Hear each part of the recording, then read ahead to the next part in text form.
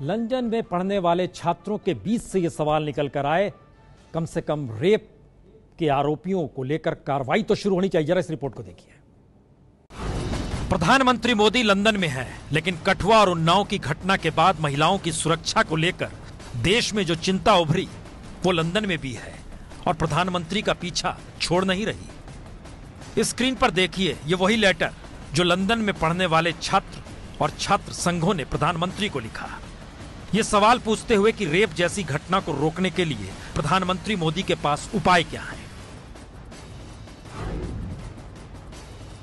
Issue सिर्फ एक simple issue नहीं है, ये बहुत बड़ा इशू है, क्योंकि अगर जब हम इसे रोकेंगे नहीं, अगर कुछ इसे रोकने की कोशिश नहीं करेंगे तो ये ऐसे ही आगे बढ़ता रहेगा और हमें भारत का यूथ हमें इसे रोकना पड़ेगा।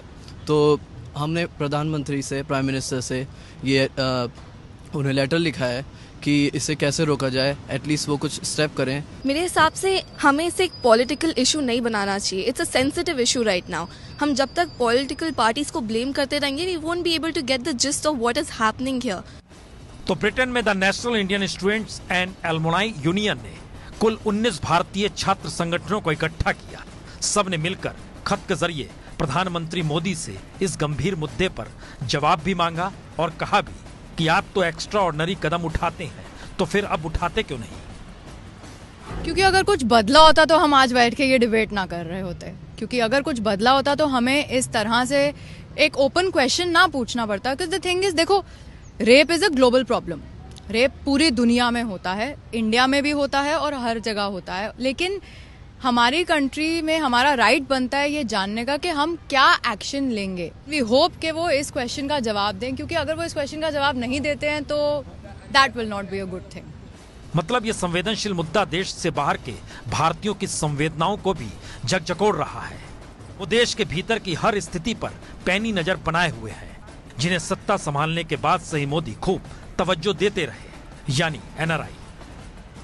पर ब्रिटेन में जो सवाल उठाया गया उसका जवाब है क्या? क्योंकि मौजूदा सरकार के पास देश में कुछ करने के लिए 1 साल का वक्त बचा है और इन सब के बीच बच्चों के हक की आवाज उठाने वाले नोबेल विजेता कैलाश सत्यार्थी की संस्था ने जो आंकड़ा जारी किया वह भी हैरान करने वाला ही है।